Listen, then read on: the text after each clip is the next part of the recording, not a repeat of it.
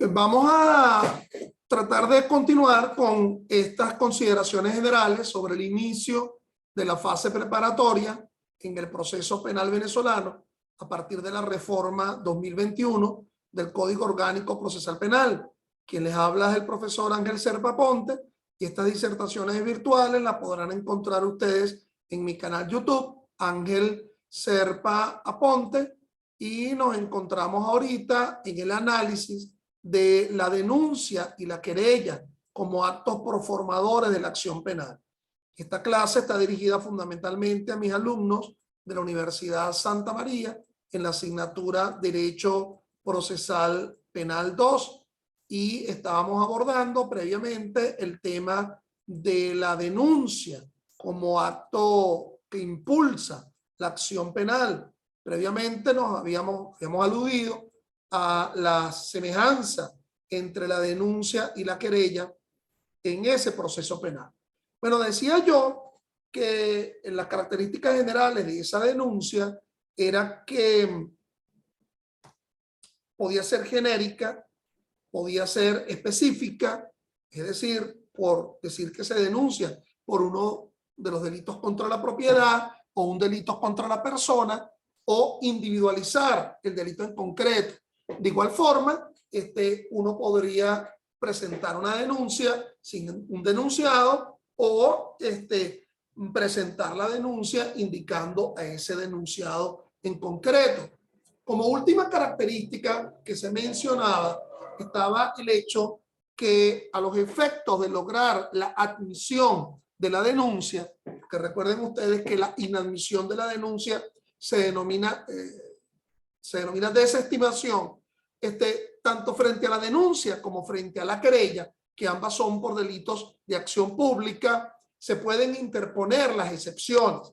Las excepciones son mecanismos de defensa que permiten atacar la acción penal. Vamos, que no solamente la acción penal, porque se podría atacar la jurisdicción y la competencia, pero aquí la acción penal fundamentalmente por lo que establece el artículo 28.4c del COP, es decir, porque la denuncia o la querella no reviste carácter penal. Y ese cuestionamiento de esa denuncia como forma de inicio de la acción penal podría realizarse desde un momento tan inicial a partir de la simple interposición de la misma. Bueno, esa denuncia va a tener como órgano receptor o receptivo de la misma dos entes. O la denuncia es recibida por el Ministerio Público, esas oficinas de atención al público, de atención a la víctima, que se encuentran desperdigadas en todos los circuitos judiciales penales del país, en las cuales el Ministerio Público pues recibe esa denuncia. Y puede ser también que el órgano policial sea quien reciba esa denuncia. Ojo, ni el órgano policial ni el Ministerio Público la está admitiendo o desestimando en ese momento.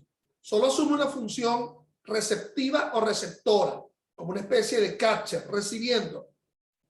Luego, ello conducirá a su tramitación.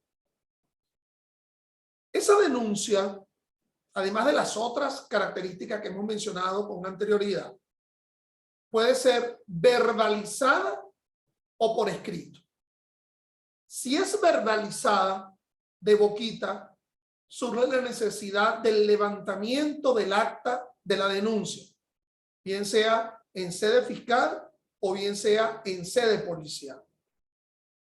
Si es por escrito, obviamente tendría que identificarse al denunciante, y esa denuncia, si no ha sido interpuesta por el propio denunciante que la suscribe, sino con abogado, con poder especial, surge la necesidad de la ratificación personal de la denuncia, porque una denuncia temeraria va a generar efectos penales inclusive frente al propio temerario denunciante.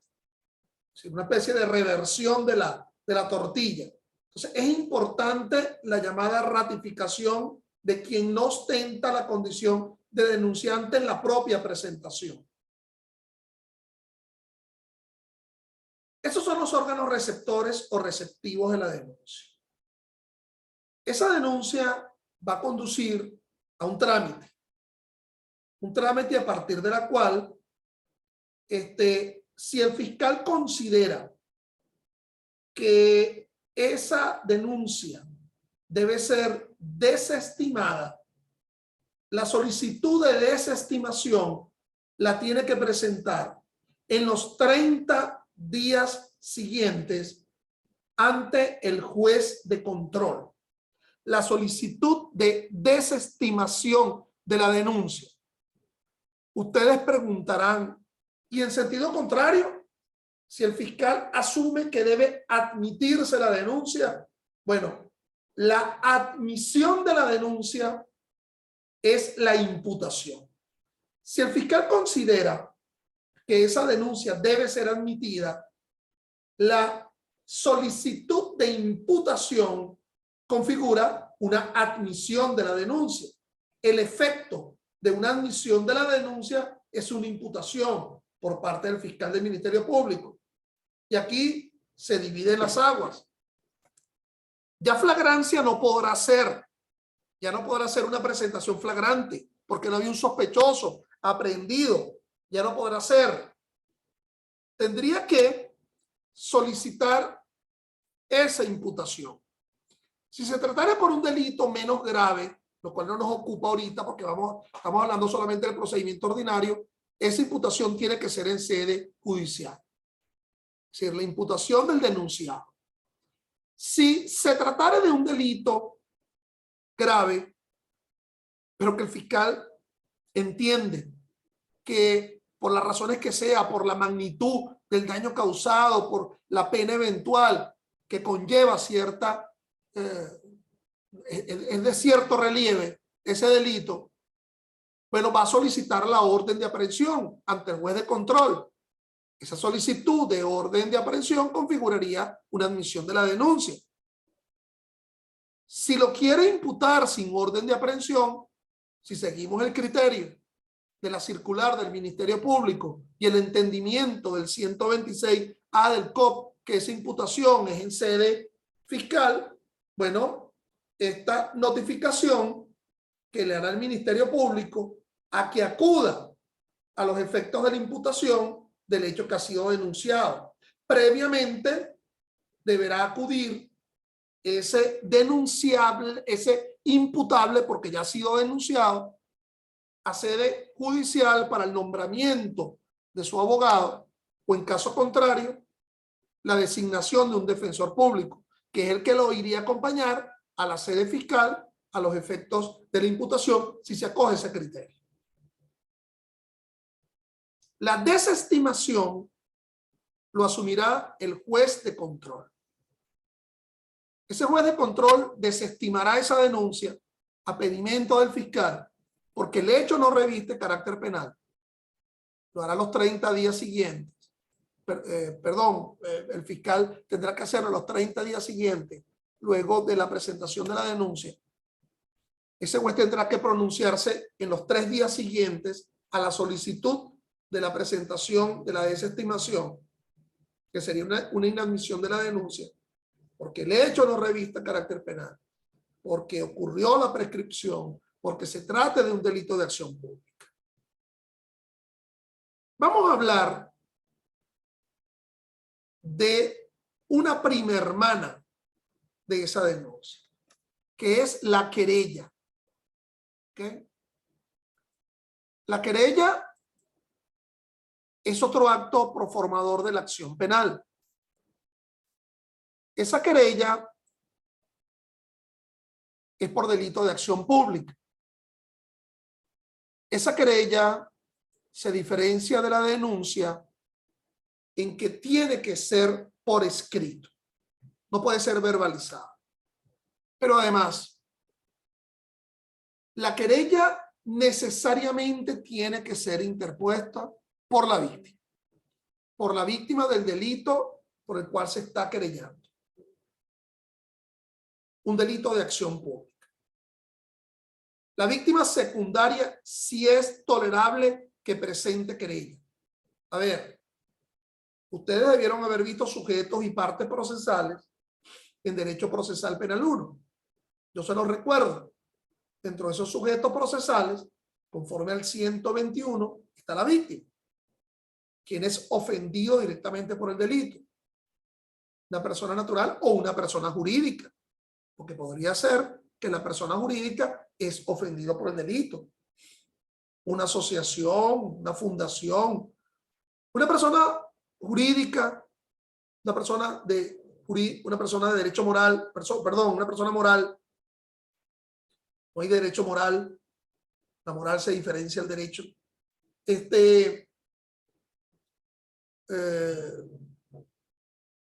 Persona jurídica de derecho público o persona jurídica de derecho privado. Pero puede ser también la víctima secundaria, es decir, aquellos familiares, aquellos cercanos a quien es el ofendido directamente por el delito. Estamentos, sociedades de protección a la víctima, de protección a los derechos humanos. Aquella relación que hace el artículo 121 en sus diferentes numerales del Código Orgánico Procesal Penal. ¿Quién presenta la querella? La querella debe indicar el hecho que se querella, la calificación jurídica del mismo. Aquí no me puede venir con generalidades, como en la denuncia. Aquí no me puedes decir por un delito de acción pública, ni menos aún por un delito contra la propiedad. Tienes que individualizar. Apropiación indebida calificada, estafa continuada, homicidio calificado, violación, abuso sexual, en fin, delito de ilicitud penal ortodoxa o de delito de ilicitud penal colateral, que se encuentren presentes en un código penal o en un cuerpo de ilicitud penal colateral. Tampoco me puede decir en la querella frente a cualquiera que lo haya cometido. Tienes que precisarme contra quién te estás querellando. Querellante, querellado.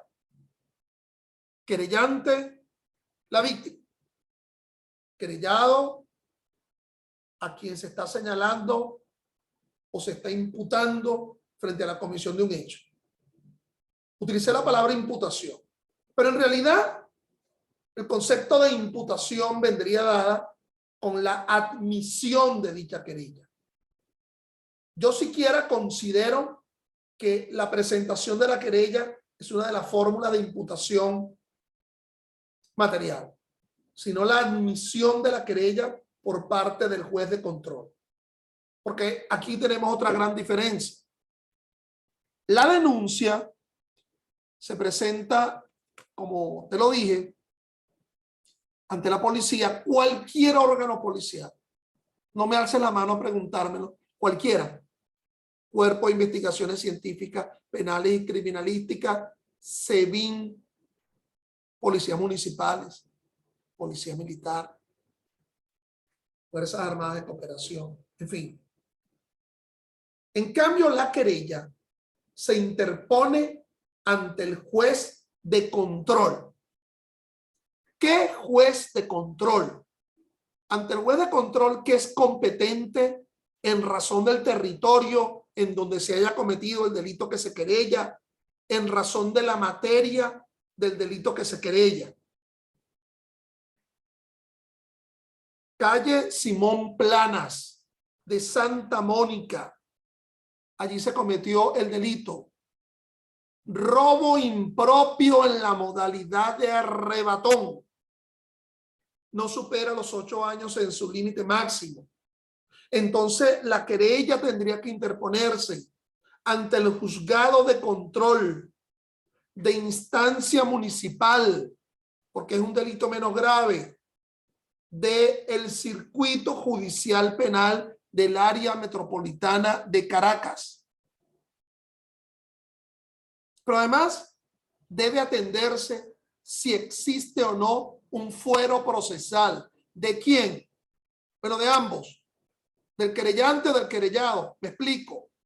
Si se tratara de un delito de violencia de género, aquí el fuero está en cabeza de la víctima y por lo tanto quien se querella ha de ser una mujer por un delito de violencia de género y se presenta la querella ante el Tribunal de Control de la Extensión de Violencia de Género del Circuito Judicial Penal. Si se tratara de un delito militar, ante el Tribunal de Control de la Justicia Militar.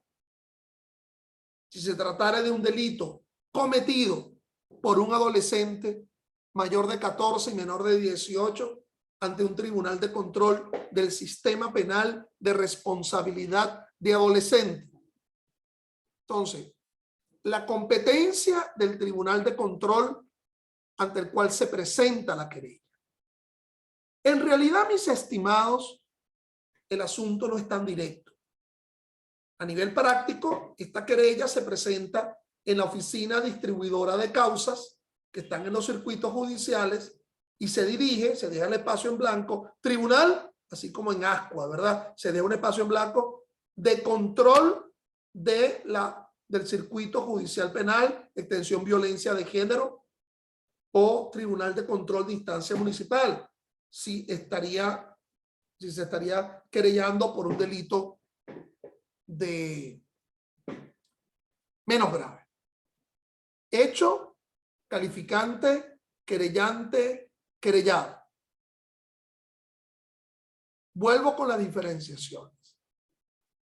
El denunciante no se hace parte en el proceso aun cuando se le admita la denuncia, aun cuando quien haya denunciado haya sido la propia víctima, principal o secundaria. En cambio, el querellante, al haberse admitido la querella, ya se configura en parte procesal. ¿Quién? La víctima querellante y el querellado como procesado. Se configura como parte dentro del proceso. En el semestre anterior te debieron haber hablado de las diferencias entre sujetos procesales y partes procesales. Las partes procesales ostentan pretensiones procesales. En cambio, los sujetos procesales ostentan deberes. Un sujeto procesal es el juez, un sujeto procesal con su obligación, con el deber de decidir. Un sujeto procesal es el testigo, con su triple obligación de acudir, declarar y decir la verdad. Un sujeto procesal es el órgano policial, auxiliar. La presentación de la querella ante el tribunal de control que sea competente va a conducir, conforme a la grafía, o a su admisión o a su desestimación. ¿Ok? Desestimación. No confundir desestimación con desistimiento. Desestimación, que es la inadmisibilidad. ¿Por qué se desestima? Ya te lo he dicho varias veces. Porque el hecho que se querelló es de instancia de parte agraviada. Es de acusación privada, no es de acción pública. Porque está evidentemente prescrito. Porque no configura un delito. Pero pudiera surgir, mis estimados, una tercera opción. Entre admitir por parte del juez de control, desestimar, que sería inadmitir, y esa tercera opción es el saneamiento. Se habla del saneamiento de la querella, lo cual es distinto con respecto a la denuncia. En el saneamiento de la querella se ordena al que presentó la querella a que la corrija. Algo está faltándole esencialmente que impida la tramitación de la misma. ¿Ok? Si no se ha admitido, todavía no se es parte dentro del proceso. Cuando se admita la querella, ya se hace parte en el proceso, querellante y querellado. Saneamiento. Sanea porque no has mencionado el delito, porque no has mencionado el hecho, porque no has mencionado la dirección del querellante, porque no has mencionado el querellado, en fin. A partir del momento en que el querellante conoce, es notificado del auto dictado por el Tribunal de Control que ordena el saneamiento, a partir de la notificación efectiva del auto de saneamiento, él tiene 3 días para sanear esa querella. No hay privación de libertad todavía. Por lo tanto, estaríamos hablando de días hábiles por parte del Tribunal de Control. Es decir, días en los que ese Tribunal de Control ha dado despacho. Aun cuando estemos en fase preparatoria. Pero no está el tema de la libertad todavía vinculado a la causa. Tercer día, el juez le dice a la secretaria: mira, esta niña, ya sanearon la querella. No, todavía no han traído nada. Lo chequeé ahí el calendario para ver cuántos días hemos tenido de despacho. Ay, doctor, ya pasaron 3 días. Pero estás contando los 3 días, el primero del día siguiente a la notificación. Sí, del día siguiente. Ese no saneamiento va a conducir a la desestimación de la querella. Puede haber una desestimación de la querella por ausencia de saneamiento. Ahora bien, el artículo 20 del Código Orgánico Procesal Penal nos habla de lo que se denomina el non bis in idem. ¿Qué significa eso? La llamada imposibilidad de nueva persecución. Y con lo cual la pregunta la haríamos: ante esa desestimación por no saneamiento, ¿se da una imposibilidad de nueva persecución? Ya el propio 20 del COP establece en sus 2 numerales excepciones a la imposibilidad de nueva persecución. Si esa imposibilidad de nueva persecución se originó por un tribunal que no es competente, entonces sí se podría interponer de nuevo la querella, porque ese tribunal que desestimó era un tribunal que no era competente en razón del territorio, de la persona, de la materia. Pero también hay excepciones a la imposibilidad de nueva persecución con respecto a ese artículo 20 del COP, y una es cuando la primera ya ha sido desestimada por errores de forma que pueden ser corregidos. Entonces, se podría interponer una nueva querella corrigiendo los errores de forma que condujeron a su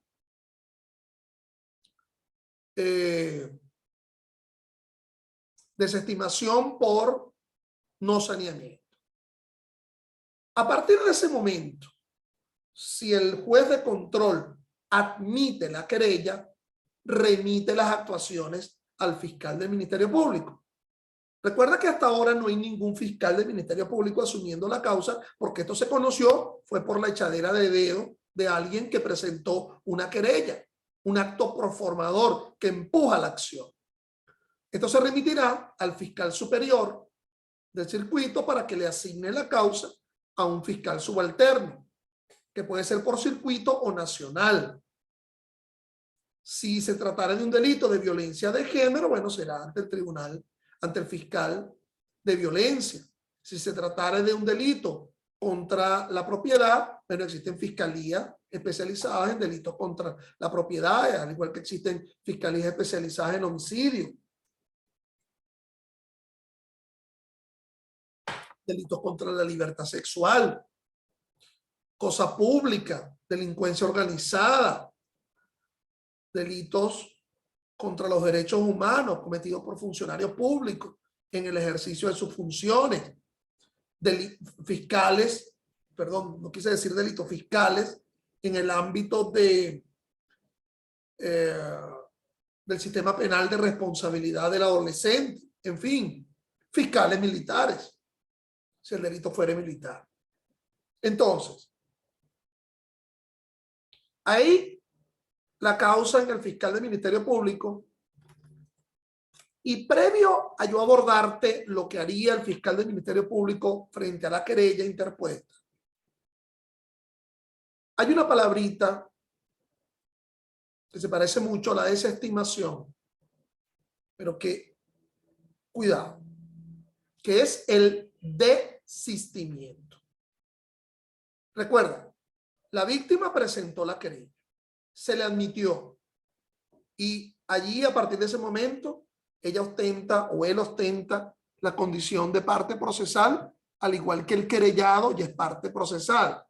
Pero en ese momento se le imponen obligaciones a ese querellante, a esa víctima.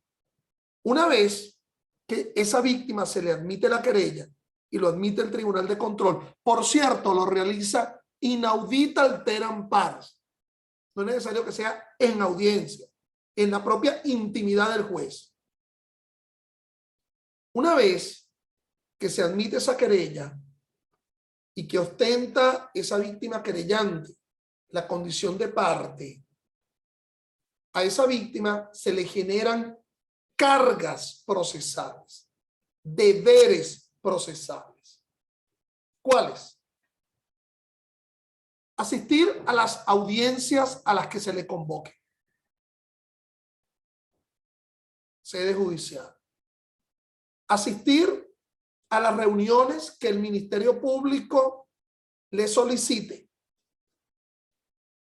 a los fines de recabar los elementos de convicción, a los fines de recibir su declaración en sede fiscal. Porque hasta ahora, fíjate, ha sido el juez de control quien ha asumido esto, pero ahora el titular de la acción penal por delito de acción pública es el Ministerio Público, y él requiere hacer lo suyo frente a ese querellante. Pero es que además, no te olvides de esto. Se admitió la querella. El fiscal del Ministerio Público ahora está investigando. Vamos a suponer que ese fiscal del Ministerio Público esté de acuerdo con lo que se plantea en la querella, que ya fue admitida por el juez.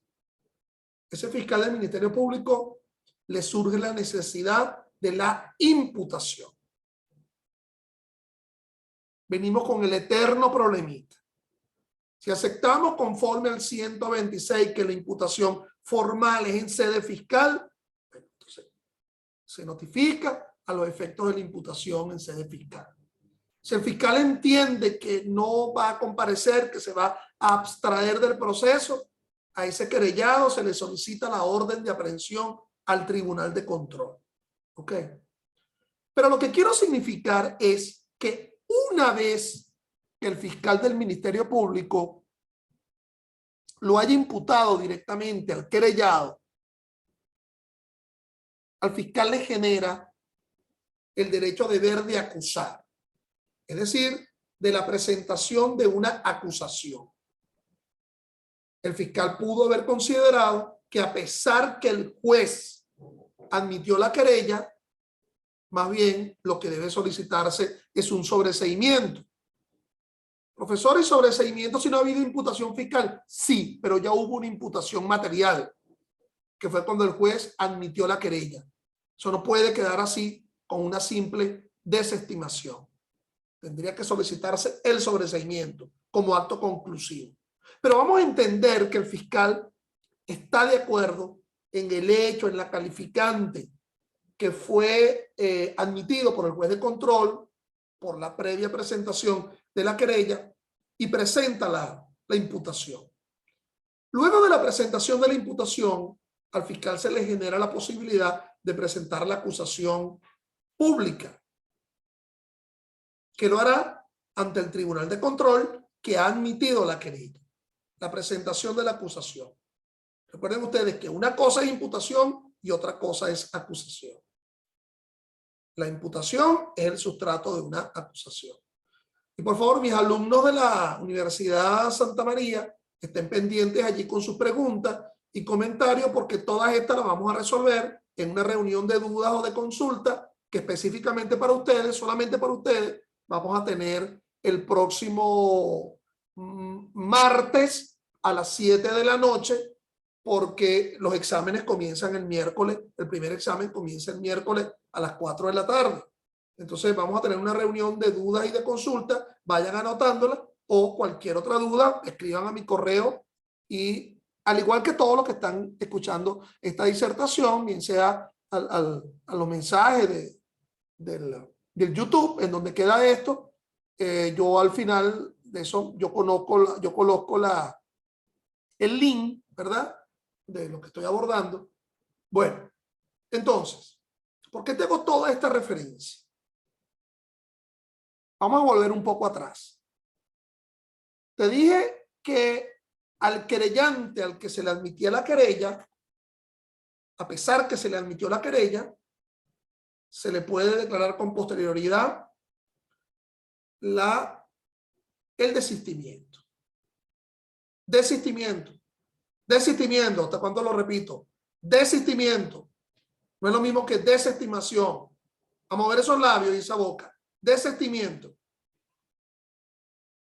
Una persona puede desistir de una querella de forma expresa. Presento un desistimiento de la querella. Desisto de la querella de forma expresa. Lo diligencio en el tribunal o presento un escrito ya impreso y firmado. Pero puede haber también desistimientos tácitos de la querella. ¿Qué efecto origina el desistimiento tácito de la querella? Bueno, que no eres parte en el proceso. Ah, pero ¿cómo queda la causa? Espérate. Y el fiscal se enteró. Y el fiscal consideró que esto sí revestía carácter penal. Tú la impulsaste. Me abriste los ojos con la presentación de la denuncia y la querella. Pero ya la pelota está en mi campo. Yo considero que aquí sí hay un delito de acción pública. Pero con respecto al querellante, puede operar el desistimiento tácito. A ver, veamos. 1. No acude a alguna de las audiencias en las cuales efectivamente es notificado. Bien sea audiencias ante el juez de control en fase preparatoria o audiencias ante el juez de control en fase intermedia, porque el fiscal presentó acusación y por lo tanto origina la fase intermedia. 2. No acude a audiencias probatorias. ¿Cuál es esa? Bueno, la de la prueba anticipada, por ejemplo, que se fijó en fase preparatoria, porque el testigo no espera para el juicio oral y público. Está a punto de desvanecerse su capacidad demostrativa y es necesario anticiparle su producción probatoria.